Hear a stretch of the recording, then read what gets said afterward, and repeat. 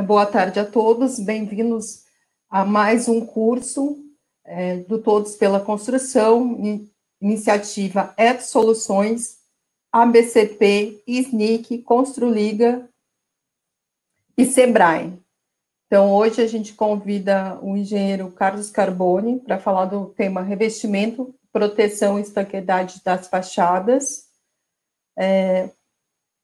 Carboni é diretor da Arte Spray Engenharia de Revestimento, possui experiência de 35 anos em revestimentos, doutorado pela Poli-USP, mestre em engenharia e engenheiro civil pelo Mackenzie. Carboni, muito obrigado aí por aceitar nosso convite. Você pode iniciar a sua apresentação. Obrigada. Obrigado a você, Glécia. É um prazer estar com vocês aqui. Só queria fazer uma pequena correção a respeito do meu doutorado, porque ainda sou um doutorando, apesar de já ter passado algum tempo dos 60, ainda estou teimando em frequentar os bancos da escola, porque realmente esse tema para mim é uma paixão e continuo a estudar e aprender. Bom, eu queria fazer um breve histórico do que a gente fez nos últimos 20 anos, que é quando a gente fundou a Art Spray. Em 2003, a gente procurou a Poli para fazer um convênio de integração universidade-empresa, no sentido de trazer a ciência, os conhecimentos científicos para o nosso mundo da tecnologia.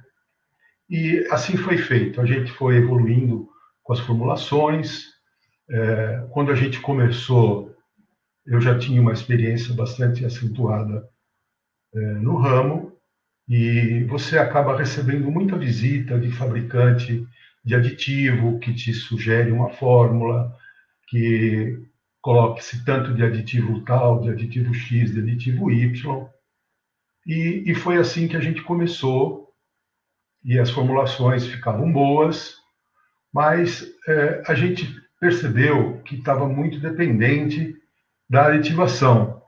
E que também essa aditivação, ela vinha de formulações importadas, porque esses fabricantes de aditivos do tipo polímero em pó, ou então retentor de água, incorporador de ar, esse pessoal todo fabrica os produtos fora, e essas fórmulas sugestivas, elas acabam vindo com vamos dizer, com o sotaque dos países de origem, onde esses insumos são bem mais baratos, é possível que você coloque uma quantidade bem maior desses aditivos nas formulações, e no final das contas, no final do dia, as fórmulas ficam ótimas, porque quem joga baralho é como se você, quando coloca um aditivo numa formulação, é como você comprar um coringa para fazer um jogo que não vale 200 pontos, mas vale 100, melhor do que nada.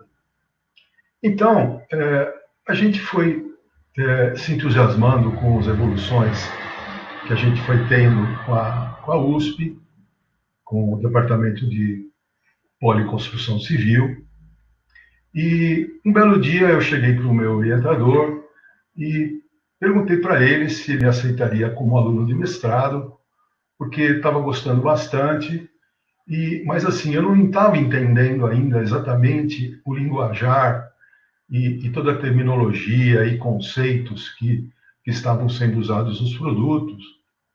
E eu me entusiasmei em aprender esses conceitos científicos para trazer para dentro da Art Spray. E dessa forma eu comecei a estudar a parte de ciência dos materiais, você entender o que acontece dentro da estrutura dos produtos que você está fazendo, de um concreto, de uma argamassa, de uma textura acrílica, porque, mais ou menos, tudo funciona de acordo com certos princípios científicos. Então, desculpa, tocou o telefone aqui. Então, o que acontece?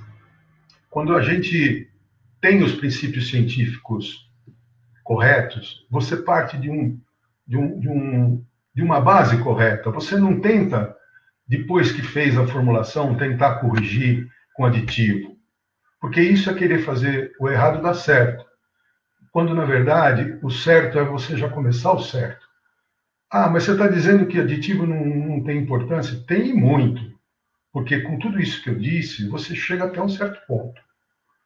Por exemplo, se você faz uma argamassa em obra, você acaba tendo deficiências com relação a uma argamassa que, porventura, venha a ser feita numa indústria, porque na obra você não tem os aditivos que você pode usar para melhorar o desempenho da argamassa que você está fazendo, ou do concreto que você estiver fazendo, ou da textura que você estiver fazendo. Agora, o aditivo é como o remédio, você precisa acertar a dose. O incorporador de ar melhora a trabalhabilidade, ele melhora, reduz até um pouco o consumo de água para uma determinada trabalhabilidade, com certeza, mas se você usar muito incorporador de ar, você vai gerar uma porosidade em estado endurecido muito grande, e isso vai deteriorar as propriedades da sua argamassa. Tá ok? Então, partindo desse preâmbulo, vamos começar aqui com a apresentação. E eu sempre gosto de usar essa imagem desse macaquinho, eu acho ele muito simpático. E ele está ali com uma folha tentando se proteger dessa chuva. Então, eu gostaria de falar um pouco dessa folha. O que essa folha, hoje em dia, representa para a construção civil? Essa folha, ela hoje, nas construções tradicionais, eu não estou falando de steel frame, de fachada não aderida, eu estou falando de alvenaria, de blocos ou de parede de concreto. Então, você tem uma alvenaria ou uma parede de concreto, um revestimento interno, que não é assunto da nossa conversa de hoje. E pelo lado de fora, você pode ter uma argamassa e um revestimento acrílico. Lógico que pode ter cerâmica, pode ter outras coisas que também a gente não vai falar. Nós vamos falar da argamassa e vamos falar da textura. Se for uma parede de concreto, e se essa parede de concreto estiver muito, muito boa, você pode até pensar em não usar a argamassa, porque ela não precisaria de uma regularização, haja vista que a parede de concreto ela já vai estar com um prumo bom, com o esquadro bom, uma série de coisas. É lógico que existem não conformidades, pode ter dentes de concretagem, pode ter frisos que não ficaram bons. Então, as construtoras já aprenderam muito de hoje em dia, desde quando começaram. Então, hoje em dia está mais fácil de você terminar uma fachada de concreto diretamente com produtos acrílicos. Às vezes, você tem necessidade de aplicar uma camada de acrílico e depois a textura na mesma cor, ou então mais o tradicional, que seria a aplicação de uma regularização de pontos de faqueta, de juntas de concretagem, selador e textura. Esse segundo sistema, ele é um pouco mais barato, dá mais mão de obra e não fica tão bom quanto o primeiro. A gente tem visto aí em obras que uma camada de textura desempenada e depois uma textura projetada ou rolada tem um acabamento superficial muito bom. Muito bem, feito esse parênteses aí sobre paredes de concreto, vamos voltar aqui para as alvenarias que requerem a argamassa. É lógico que, voltando só no primeiro caso, se a exigência de prumo, de esquadro, de planicidade, etc., for muito grande e a forma não tiver dado a qualidade necessária, também vai precisar se revestir essa parede de concreto, ok? Então, vamos para frente. Aqui nós temos um esquema, aí bem no centro, em cinza claro. Imagina que isso é uma parede e do lado esquerdo, em amarelo, está escrito exterior e do lado direito está escrito interior. Então, o que é que está atingindo essa parede, esse envelope da nossa construção? Começando pelo lado do exterior, logo o primeiro que a gente vê é a radiação solar, que ela pode ser tanto direta, sol batendo diretamente, ou difusa, ou seja, indiretamente esse calor vai chegar nessa parede. Aí você tem em preto ali, ó, uma chuva dirigida, uma chuva com vento, onde você pode ter o pior caso, né, que seria uma chuva numa face mais exposta, com ventos predominantes. Então, essa seria uma condição extrema. Então, subindo um pouquinho aquela seta que vai para os dois lados, você tem uma troca de calor entre a parte interna e a parte externa, e você tem uma troca de vapor da parte interna para a parte externa. Passando para o lado interno, o que vai ter? Você vai ter uma troca de calor do que está sendo gerado internamente para o lado de fora, e também uma troca de vapor que está sendo gerado internamente para o lado de fora. Isso tudo, se você olhar na parte superior da figura, vai ser comandada, a direção com que o calor e o vapor, o calor e a umidade vão, para que lado que eles vão, vai depender dessa diferença de pressão. Se a pressão maior estiver do lado de fora, o sentido é do lado de fora para o lado de dentro. E o contrário acontece vice-versa, ou seja, se, por exemplo, durante olha, só para dar uma ideia, uma família de 4 pessoas, existem estudos que mostram que eles pode se gerar 10 litros de vapor por dia. Imagina 10 litros sendo evaporado dentro de uma residência e tendo que sair de lá por algum lugar. Então, imagina que essas paredes vão precisar ter esse transporte desse vapor de dentro para fora e de fora para dentro.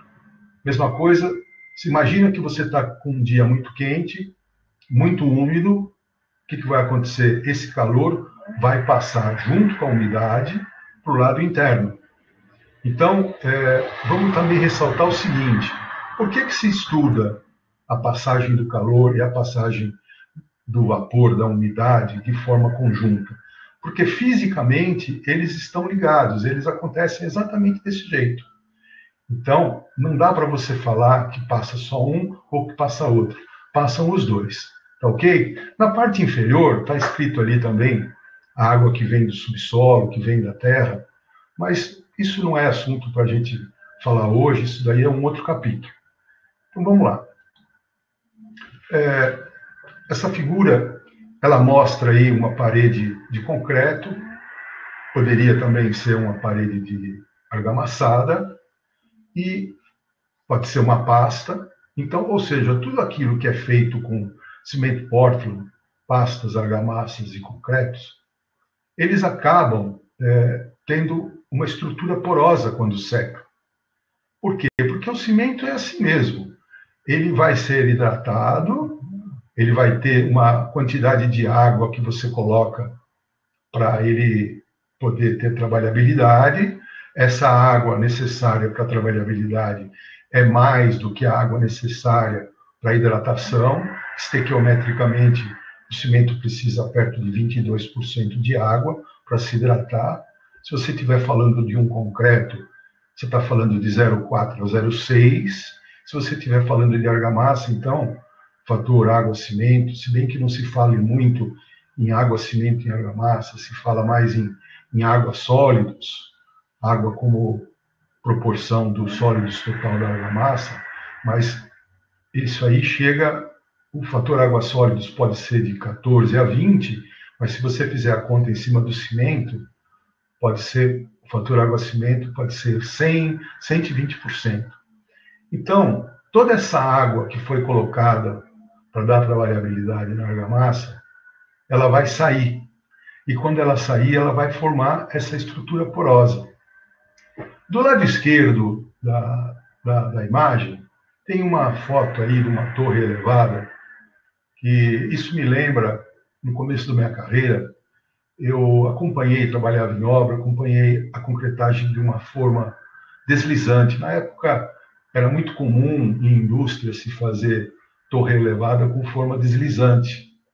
E a forma, ela tem 1,20 m de altura e sobe a razão de 30 centímetros por hora.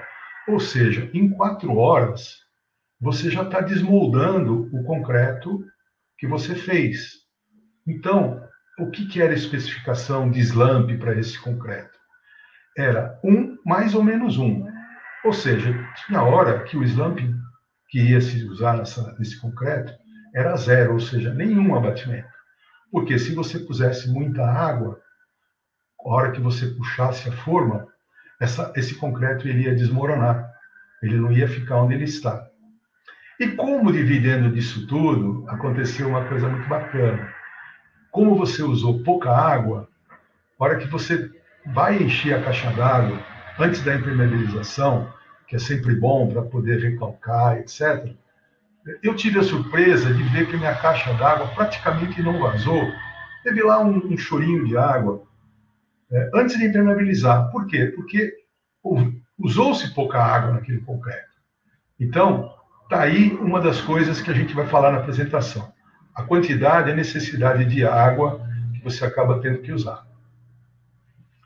Bom, essa foto, eu gosto muito dela, porque é muito comum, né, a gente ver em shopping essas piscinas de bolinhas, e você vê as crianças brincando nisso aí, e às vezes você está distraído perto de uma piscina dessa, e de repente você vê uma criança sair do fundo de uma piscina dessa, porque ela ficou ali alguns minutos, uns 20, 30 segundos, e sai respirando normalmente, né? Ou seja, esse sujeito aí que está mergulhado nessa piscina, ele está vivo e respirando muito bem. Por que a gente está falando isso? Porque essas bolinhas, o segredo dessa brincadeira aí, é que essas bolinhas elas são todas do mesmo tamanho. Então, se você tiver todas as bolinhas, ou bolonas, ou átomos, ou bola de basquete, ou bola de vôlei, o que você quiser, bola de gude, se elas forem sempre do mesmo tamanho, você vai ter, dependendo de como elas ficarem, como elas se arranjarem, entre 30% a 45%, 50% de vazios. Vamos dizer que, em média, você tem aí quase 40% de vazios, de 35% a 40%, dependendo de como essas bolinhas estão. Então, imagina você ter que trabalhar com uma argamassa ou um concreto que você precisasse de água e cimento para preencher esses vazios. Você teria um consumo de cimento e de água excessivo. Então, o que é feito? Não estou falando novidade nenhuma. Você precisa colocar partículas menores, bolas menores, e depois bolas menores também, de forma que você vai diminuindo os espaços, os vazios que existem entre essas partículas.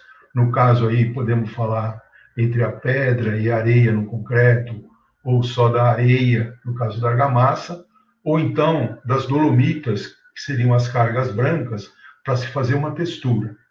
Então, o que é o pulo do gato? O pulo do gato é você saber combinar esses tamanhos de partícula. E isso a gente aprende quando você se aproxima da ciência dos materiais, porque ela tem modelos matemáticos que fazem você diminuir a quantidade de vazios necessários para serem preenchidos. Com o quê? Com a matriz. O que seria a matriz?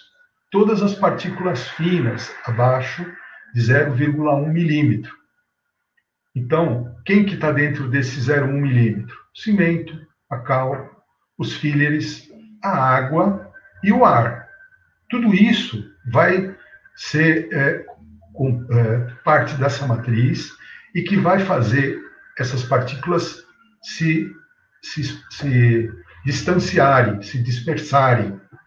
Ou seja, quanto menor for o espaço que você tiver para ocupar com a matriz, menos água, menos ar, menos cimento você vai ter necessidade.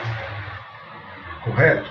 E isso aí vai começar a ter uma série de vantagens depois lá na frente. Por quê? Se eu usei para uma determinada trabalhabilidade, vamos lá, você precisa de uma trabalhabilidade X. Se eu faço um traço qualquer, eu atinjo aquela trabalhabilidade. E se eu fizer um traço com esses princípios de formulação que eu estou citando, você vai chegar na mesma trabalhabilidade que a outra argamassa, só que você, ou do outro concreto, ou da outra textura, só que com menos água, com menos cimento. Isso quer dizer que você está fazendo um produto ecológico e você está fazendo um produto que vai retrair menos. Um produto que vai ter menos capilar. Porque o que acaba acontecendo? A água, quando ela sai, ela deixa o vazio dela. Isso aí é tranquilo, sabido e etc. Mas não vamos esquecer o seguinte, que a água, ela precisou usar um caminho. E esse caminho foi aberto e ficou-se com um canal chamado de capilar, para que você amanhã sofra da influência da água novamente. Ou seja, essa textura, essa argamassa ou esse concreto vai ter uma absorção capilar quanto maior for a água que saiu de dentro dela. Então, a porosidade da argamassa vai estar ligada com a porosidade dos vazios que esses agregados têm antes de você misturar, com a quantidade de ar, com a quantidade de água que você colocou. Só para ter uma ideia, se você pegar e falar, calculo a quantidade de ar, isso aí é tranquilo de calcular quando você está moldando, é fácil de você no Google descobrir como é que você calcula o ar incorporado. Mas vamos imaginar que você calculou o ar incorporado como 20% e usou 15% de água. A soma disso é 35%. De cara, você já pode dizer que quando essa argamassa secar, ela vai ter alguma coisa entre 32, 36, ou seja, é quase que a soma dos dois, praticamente é linear, 1 para 1. Tá ok? Então, a importância dessa figura é exatamente mostrar que você precisa aumentar o empacotamento das partículas para você minimizar o uso de aglomerante ou de ligante e da água. Bom, como primeiro benefício de quem fez a lição de casa e formulou direito a argamassa é ter menos fissura, porque, como eu já disse, quanto menos água entrar, menos água vai sair, menos retração vai ter. Ah, mas alguma retração tem? Lógico, isso é impossível que você faça uma argamassa sem um aditivo compensador, que não é o caso. As argamassas comuns, elas não se valem desse tipo de aditivo. E os concretos também não, só em casos muito específicos que são usados aditivos compensadores de retração. Então, sempre vai ter alguma fissura, mas você tem que ter uma condição de pouca fissura, de pequenos tamanhos, para poder conseguir ter um revestimento legal. Muito bom. Vamos falar um pouquinho agora dessa água que saiu. Imagina que nessa escala, você começa lá do lado esquerdo, com uma escala em metros, você tem 10 a menos 9, que seria um nanômetro. Depois, no centro da figura, 10 a menos 6, que seria o micro. Depois, do lado direito da figura, você já tem o metro, já tem o centímetro, né? O centímetro, Eu não estou vendo o cantinho da figura aí. O fenômeno da capilaridade, ele vai vir desde 10 a menos 7 até 10 a menos, acho que é menos 3. E a difusão gasosa, ela vai percorrer todo o espectro. Vai desde o poro maior até o poro minúsculo. Então, pode acontecer de você não ter tamanho de poro ou para que haja o fenômeno da capilaridade, mas você vai ter o fenômeno da difusão gasosa sempre presente. Tá ok? Então, o que é que a gente quer quando faz uma textura, uma argamassa, etc. É minimizar esse tipo de efeito da capilaridade, da entrada de água por absorção, mas não quer também bloquear a passagem da difusão gasosa, porque uma fachada ela não pode ser 100% impermeabilizada, porque se você fizer isso, a fachada não vai respirar, não vai ter condição de sair a quantidade de vapor que tem dentro, e isso vai gerar patologia. Só para terem uma ideia, o que é que acontece com o fenômeno da entrada da água e depois a secagem, imagina duas situações. Dois blocos cerâmicos, um sem revestimento nenhum e o outro com revestimento de argamassa. Do lado esquerdo, você vai ver que tem ali, em horas, a absorção de água, que vai de 0 a 32. E tanto o bloco que está sem nada, sem revestimento nenhum, quanto o bloco que está revestido, quando eles são imersos em água, eles mais ou menos vão absorver, em 32 horas, que é o caso do exemplo, uma quantidade muito parecida de água. Então, o fenômeno da entrada da água se manifesta de uma forma praticamente igual com o bloco, com ou sem o revestimento. Mas olha que interessante, do lado direito. Presta atenção que a escala agora já mudou. Já não é mais um tempo em horas, mas é um tempo em dias. Na linha tracejada, que seria o tijolo, o bloco cerâmico aí, sem o revestimento, em 40 dias, mais ou menos, 50 dias, ele está completamente seco, ou seja, ele volta na umidade inicial que o bloco havia sido colocado. E a fachada que foi revestida, ela já demorou mais, ou seja, com 60 dias, ela ainda não voltou na mesma quantidade de água.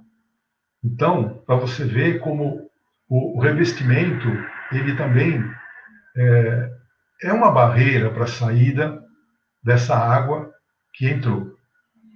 Então, a importância de você não deixar entrar água nenhuma, porque depois, para secar, não é tão fácil assim, demora. Essa outra figura, nas minhas apresentações, eu não coloco a figura do lado direito, então eu pediria, por enquanto, para vocês se focarem do lado esquerdo.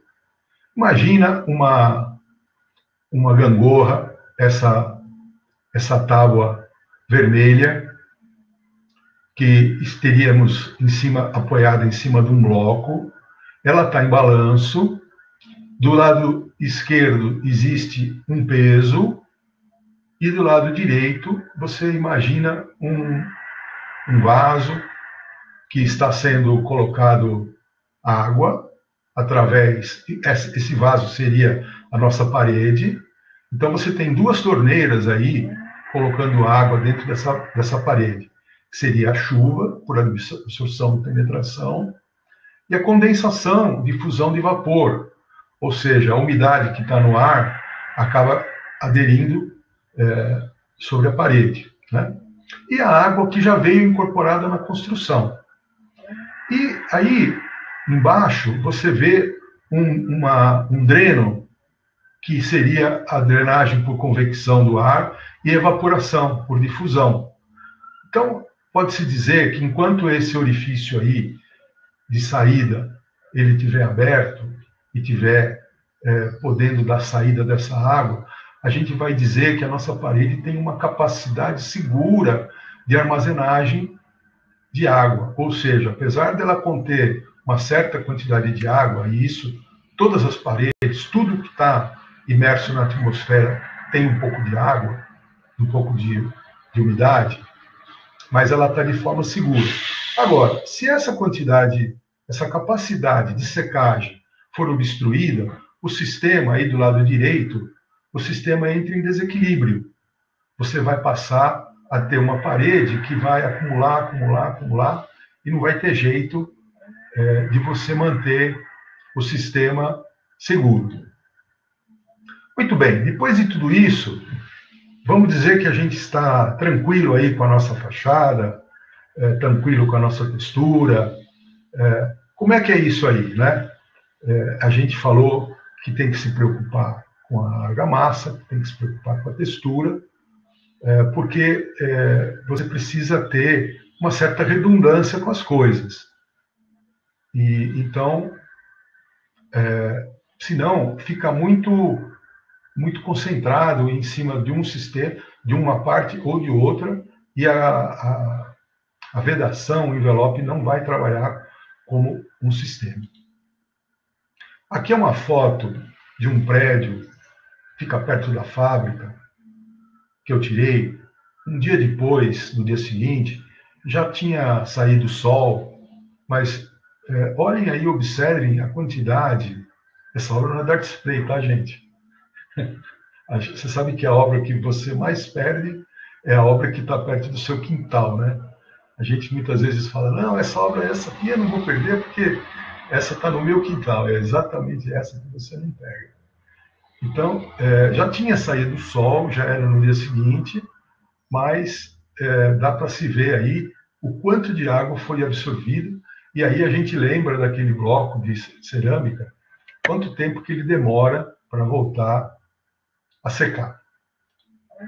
Muito bem, já falamos bastante a respeito de absorção, de permeabilidade, de espalhamento, de muito cimento, e podemos falar também de módulo de elasticidade.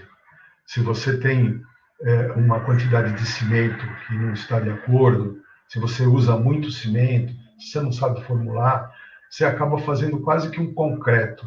Outro dia, um pesquisador do IPT retirou um corpo de prova de uma fachada, foi fazer um ensaio de compressão, deu 40 MPa a argamassa da fachada que estava com problema. Mas, fechando parênteses, eu já estou indo mais para o final da apresentação, queria falar um pouquinho de pigmentação. Do lado esquerdo, a gente tem 3 pigmentos, que são os pigmentos estáveis, que são obtidos através de componentes inorgânicos, que são os óxidos de ferro. Então, você tem o preto, você tem o vermelho escuro, o vermelho vinho. Não sei se na tela o vermelho da esquerda está parecido com o da direita, mas a ideia é que não parecesse, que o da esquerda, imagina uma cor mais de vinho, tipo, para quem gosta de futebol, camisa da Ferroviária, e o ocre. Embaixo você tem um amarelo bem forte, que seria o ocre. E esses 3 pigmentos são os pigmentos inorgânicos, e 90% ou mais das obras são feitas com esses 3 pigmentos. Você consegue fazer amarelinho, palha, cinzinha, um monte deles, marfim, uma série de coisas, de cores. A maioria delas você faz com pigmentos inorgânicos que são estáveis. E os da direita são os instáveis. Então, os verdes e os azuis, eles são pigmentos orgânicos. Não existe pigmento verde e azul orgânico. Pelo menos é possível fazer? É possível, mas não é comercialmente disponível. Você acaba tendo pigmento orgânico. E o que acontece com esse pigmento? Ele não é estável. Se você tem uma fachada revestida com uma cor dessa, ela vai aos poucos vai desbotando e não tem a durabilidade, não se permanece da cor que você quer. Outra cor, fala, bom, mas o amarelo você não falou que é inorgânico? É, o amarelo ocre, esse amarelo escuro, forte. Mas não o amarelinho, o canarinho, camisa do Brasil, esse também, um amarelo muito limpo, né? E o vermelho também, muito limpo, o vermelho tipo camisa do Internacional, bem vermelho, bem vivo, eles também não são possíveis de serem atingidos com pigmentação inorgânica. Os laranjas e depois os roxos, etc., que também são pigmentos orgânicos. Então, recomendação, vamos ficar do lado esquerdo, que são os produtos que mais têm mais como é que fala? Capacidade de se manter. E aqui um exemplo de um vermelho bem vivo, de uma casa que você vê que bem embaixo do beiral ele dali manteve a pigmentação, mas o quanto que desbotou, essa fachada é uma fachada oeste, quanto que desbotou por ter sido usado pigmentação orgânica. É isso, gente. Eu espero ter contribuído aí com essa apresentação, ter falado um pouquinho de ciência dos materiais aplicado ao mundo de revestimentos e fico à disposição das perguntas que porventura tiverem. Bom, Carbone, obrigada aí pela excelente apresentação, bem didática, né? Agora eu vou convidar meu colega Rubens Monge aí, que lidera o grupo Paredes de Concreto, e esse tema está muito ligado a esse sistema, né? Para ele fazer a mediação das perguntas. Ok. Carbone, parabéns pela apresentação. Obrigado. Só um mestre como você podia fazer isso para a gente. Carbone, você falou bastante de velocidade da retração, e a gente tem muito problema, como você disse, a gente tem muito problema na parte de fissuração mesmo, da textura, né? A parte de parede de concreto. Eu queria que você me falasse um pouquinho como a velocidade de retração tem a importância nessa patologia, né, de causar fissuras. Entendi. Então, Monge, assim, olha, não é só quanto que uma parede vai retrair, é qual a velocidade com que ele vai atingir essa retração. Vamos imaginar que a argamassa, se você for medir a retração dela, ela dê 0,5 milímetro por metro. Se ela retrair tudo no primeiro dia, porque normalmente esse ensaio você mede com 1, com 7, com 14, 28 dias. Se você logo no primeiro dia, você já chega no 0,5 milímetro, é uma retração bastante violenta. Agora, se essa retração ela for se manifestando aos poucos, com um dia ela está com 0,2, depois com 7 dias 0,3, depois vai para 0,4, e aos 28 dias ela chegou nos mesmos 0,5, eu diria que essa argamassa que chegou no mesmo valor de 0,5, ela tem uma tendência a dar menos patologia, porque ela foi tendo tempo, o material foi tendo tempo de se deformar e acompanhar. E no primeiro caso, a variação de massa foi muito violenta, então a tendência da primeira é trincar mais.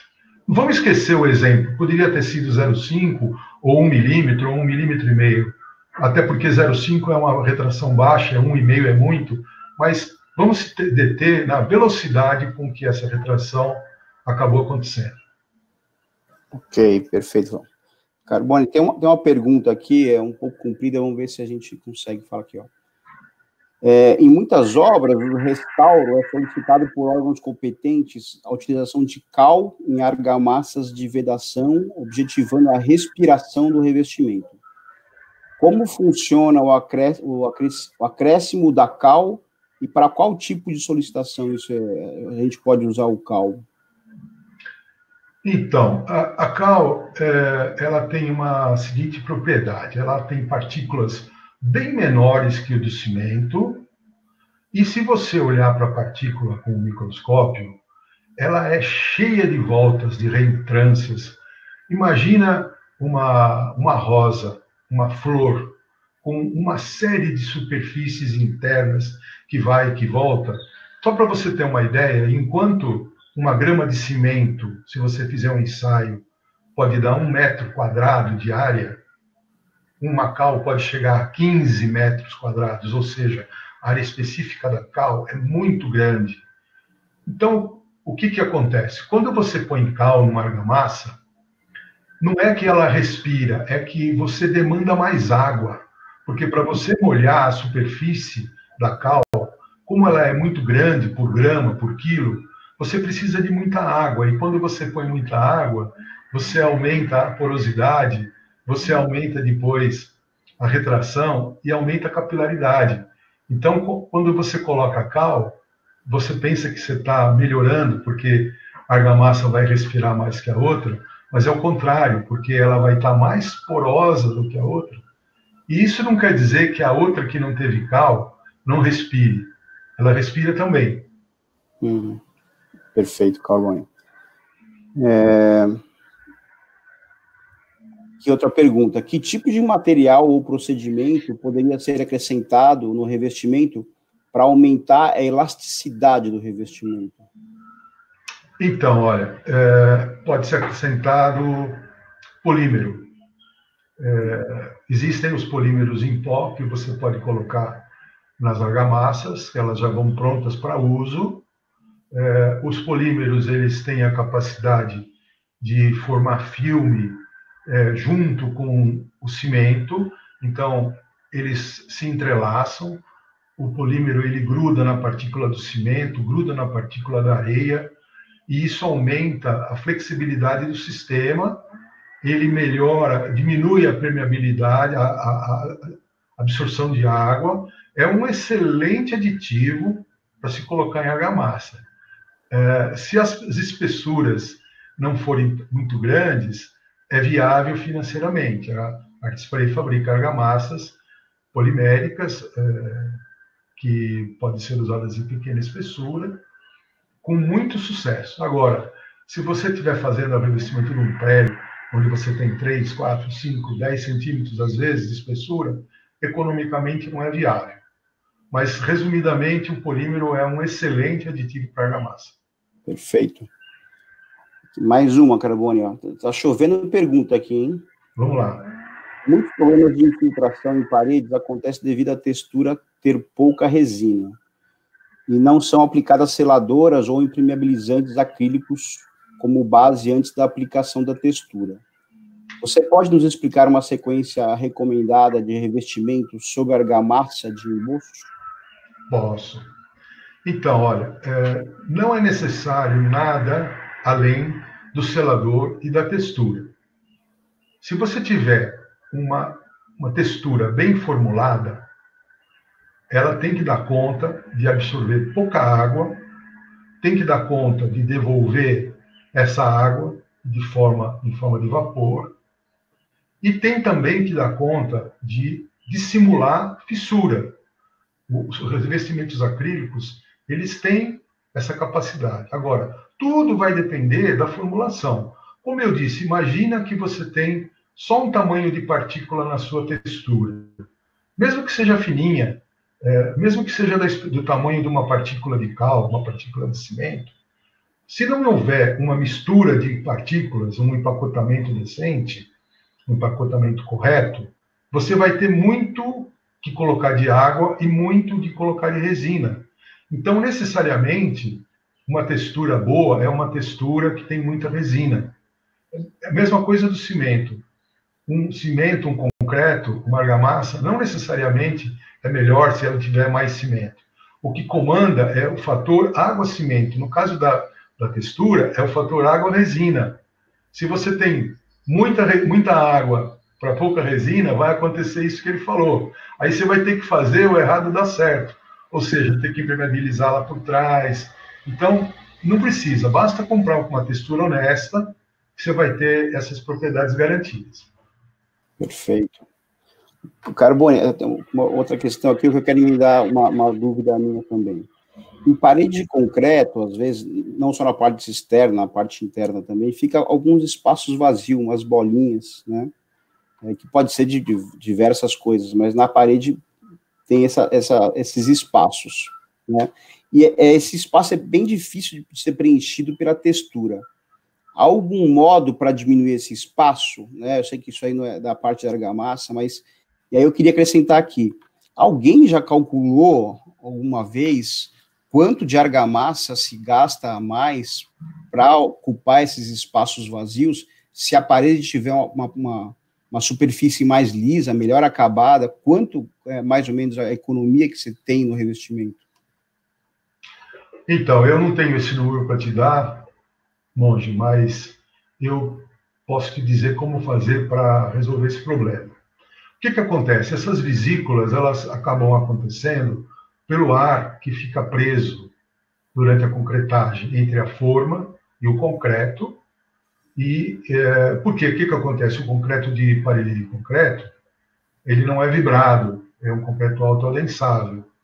Então, como ele não é vibrado, ele tende a ter um teor de ar incorporado maior e que acaba se manifestando com essas vesículas, essa porosidade.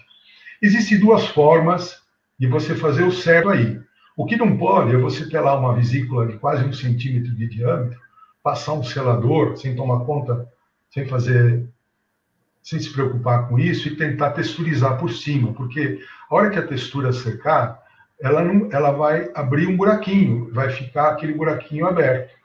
Então você precisa ou estucar com uma argamassa bastante fininha, tem muita gente que usa tipo um AC1, um AC2.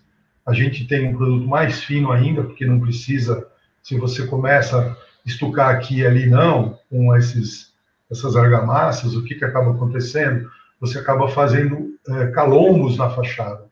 Então, isso precisa ser um produto cimentício bem fino, ou então, em vez de você aplicar o selador e a textura, você aplica uma camada de textura desempenada, e aí você vai, no desempenho, forçar a entrada dessa primeira camada nesses orifícios, e depois a segunda camada decorativa, rolada, ela vai ter o suporte e que depois de seco não vai aparecer essa vesícula novamente. Perfeito. Carbone, e uma coisa mais ampla, qual é o futuro que você acha do revestimento? Qual é o revestimento que o pessoal está estudando agora? O que a gente pode ter aí mais para frente aí na parte de revestimento? O que vai mudar? Qual que é a tendência? Olha, Monge, até te agradeço essa pergunta, porque, assim, na parte de argamassas, muito se fala em aderência, e a única coisa que se mede é aderência. Então, deu 0,3 MPa, minha fachada está aprovada. E, assim, eu faço parte da ABAI, sou presidente da ABAI, Associação Brasileira de Argamassas Industrializadas, e a gente, pelo CB18, fomos nomeados para fazer as normas de argamassa. Então, a gente quer, já estamos com ela em andamento, convido todos a participar das reuniões, a colocar outros parâmetros de desempenho, além da absorção, da aderência. Ou seja, nós vamos falar de retenção de água, vamos falar de modularidade, vamos falar de absorção de água por capilaridade, permeabilidade ao vapor, resistência à tração à flexão. Ou seja, é um pacote de parâmetros que precisa ser levado em conta para você poder levantar essa barra. Essa barra está muito baixa. Aderência não quer dizer que a argamassa é boa. Uma argamassa boa é uma argamassa que não retrai, é uma argamassa que tem um bom módulo, uma boa flexibilidade, que não tem nem excesso nem falta de cimento. Então, queria só deixar claro que o fator mais preponderante não é a aderência. A aderência é importante, com certeza, mas não é o único parâmetro e tem muita coisa importante, igualmente importante com a aderência. Perfeito. Você tinha comentado que a resistência da argamassa, às vezes, é absurdamente alta, né? Mas eu, nas minhas andanças na obra, às vezes pego o contrário, argamassas muito fracas. Isso tem na norma uma limitação e, mais importante, qual que é a resistência mínima para um revestimento ser considerado externo? Então, Monge, não existe nenhum parâmetro na norma que não seja a aderência. Então, resistência superficial, não tem, né? Por exemplo, coesão. Existe agora um ensaio de aderência, de coesão superficial, que também vai ser, que já está valendo, que vai colocar isso na norma, para atender um pouco isso que você disse. Até também porque, assim, compressão não é uma grandeza que se busca dentro de um revestimento de argamassa. Diferente do concreto, onde resistência de compressão é o must, é o goal que você quer fazer, na argamassa, o goal que você quer fazer é baixa retração, boa elasticidade. Então, assim, pode acontecer de ter argamassas com excesso de cimento, iguais àquela que eu te disse, mas também argamassas com pouco cimento e mal traçadas, que acabam dando esse tipo de aparência pulverulenta e risca fácil, como você mencionou. Perfeito. E aí, eu queria que você falasse um pouquinho, uma coisa bem importante nas argamassas, que as construtoras buscam, né? É a facilidade de mistura e facilidade de aplicação. Você pode falar um pouquinho disso aí? Como é que a gente consegue isso? Qual é a importância disso para a argamassa e como é que a gente consegue essa armada? Assim, uma argamassa que mistura fácil é uma argamassa que aplica fácil. E uma argamassa que aplica fácil é uma argamassa que não vai ter a tentação do pedreiro de tentar corrigir a aplicabilidade com a adição de água. Porque não pense... não adianta a gente se iludir que o pedreiro vai ficar com uma argamassa difícil de aplicar o dia todo, martelando daqui para ali. Ele vai ajustar a trabalhabilidade que ele quer pela colocação de mais água.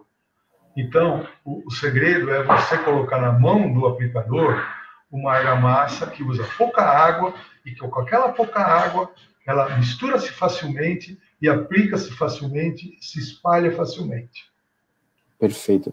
Agora, tem algumas questões aqui, não sobre a argamassa, mas sobre a base, né?